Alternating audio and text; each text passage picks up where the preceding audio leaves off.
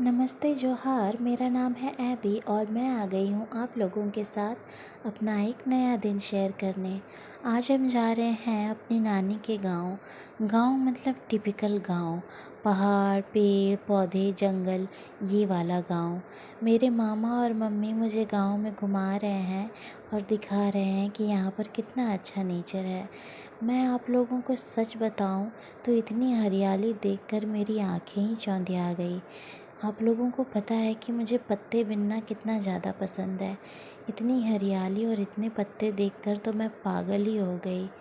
यहाँ का मौसम बहुत अच्छा था, थोड़ी थोड़ी बारिश वाली फील भी आ रही थी तो और अच्छा लग रहा था। वैसे हम जा रहे हैं अपने नाना जी की ग्रेव पे। मेरी नाना जी का ग्रेव भी इतनी सही जगह पे है, ऐसा लगता है बिल्कुल पिकनिक स्पॉट पे है। वो जो वाइट वाइट दिख रहा है ना, दूर से शाइन कर रहा है, वो मेरे नाना की ग्रेव है। वहाँ पर पहुँचकर मम्मी और मैंने जो भी मोमबत्ती और अगरबत्ती लाया था उसको हम लोग जलाने लगे। हवा इतनी अच्छी चल तो रही थी, लेकिन ये जो हवा चल रही थी उसका एक डिसएडवांटेज भी हो रहा था कि हम लोग जो भी मोमबत्ती जला रहे थे वो बार बार बुझ जा रही थी। थोड़ी सी परेशानी होने के बाद मैंने अपना दिमाग लगाया और फिर डिसाइड किया कि हम लोग अगर सारी मोमबत्ती को एक साथ मिलाकर जला देंगे तो हवा फिर उसको नहीं बुझा पाएगी। एकता में बल है दोस्तों। इसके बाद मैंने थोड़ी सी मोमबत्ती चखी भी। मोमबत्ती जलाने के बाद हम लोग वापस आ रहे थे। मैंने थोड़ी सी अपनी एक्टिंग दिखाई तो मामा को लगा मैं थक गई और मामा को बुद्धू बनाने के बाद मैं आराम से गोदी में घर वापस आ गई। क्योंकि बहुत दिन बाद हम गांव आए थे तो गांव में बहुत सारा धूल मिट्टी और मकड़ी के जाले हो गए थे। घर का सबसे बड़ा मेंबर होने के नाते मैंने डिसाइड किया कि घर में साफ़ करूँगी। सफाई करने ही वाली थी कि चप्पल ने मेरा माइंड डिस्ट्रैक्ट कर दिया।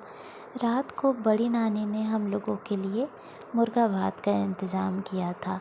ये रहा फ्रेश फ्रेश मुर्गा। गांव में सिलेंडर नहीं होता है, मिट्टी का चूल्हा होता है, लकड़ी में खाना बनाते हैं।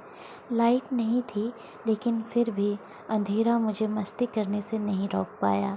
मैं अंधेरे में ही नाचने गाने लगी। फिर मम्मी ने किचन में टेक ओवर किया और मैं किचन में कोकोमेलन लेकर बैठ गई। देखिए, धीरे धीरे हमारा डिनर तैयार हो रहा है। डिनर बहुत टेस्टी था। अगले दिन मामा मैरी हमारे घर आने वाली थी तो मैंने उसकी तैयारी की। ये देखिए, मामा मैरी हमारे घर में आ रही हैं। बहुत सारे लोग भी साथ साथ में आए थे। मई का महीना मामा मैरी की आराधना और रोज़री के लिए होता है। जैसे ही वो घर आई, मम्मी और नानी उनकी सेवा में लग गई और बाकी सब लोग इंक्लूडिंग फादर और सिस्टर, हम लोगों ने बहुत सारा प्रेयर किया और बहुत सारा गाना गाया। हमेशा की तरह मैंने मामा मैरी से यही प्रार्थना की कि मुझे हमेशा इतनी ताकत दीजिएगा कि मैं नई नई शरारत कर सकूं। इसके बाद वो दूसरे के घर जाने लगी, क्योंकि वो तो मम्मा है ना, इनके इतने सारे बच्चे हैं, वो सबसे प्यार करती हैं तो सबके घर जाती हैं और सबको खूब सारा आशीर्वाद देती हैं। सबके जाने के बाद मैं कलरफुल खटिया में खूब उधम मचाने लगी और छोटी सी खिड़की भी दिखी। वापस घर आने वाले थे तो उससे पहले बारिश शुरू हो गई। मैंने राग मल्हार गाया।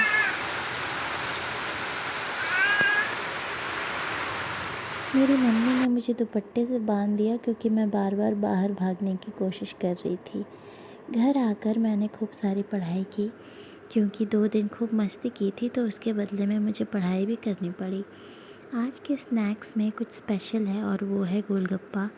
क्योंकि मैं हेड ऑफ़ द फैमिली हूँ, इसीलिए मैंने सबसे पहले गोलगप्पा चखा और मैंने ग्रीन सिग्नल देते हुए कहा कि ये खाने लायक है और इसको आप लोग खा सकते हैं। यहाँ पर है गोलगप्पा, यहाँ पर है गोलगप्पे का मसाला और ये रहा गोलगप्पे का खट्टा मीठा टेस्टी सा पानी। नानी अब पीछे कहाँ हटने वाली थी। उन्होंने जल्दी से अपने लिए गोलगप्पा तैयार किया और खा कर देखिए इनका एक्सप्रेशन। मम्मी भी फिर चटोरी निकली। जल्दी जल्दी से उन्होंने अपने लिए गोलगप्पा बनाया और देखिए इनके भी एक्सप्रेशन। आज के लिए इतना ही। आप लोग चैनल को लाइक कीजिएगा, सब्सक्राइब कीजिएगा और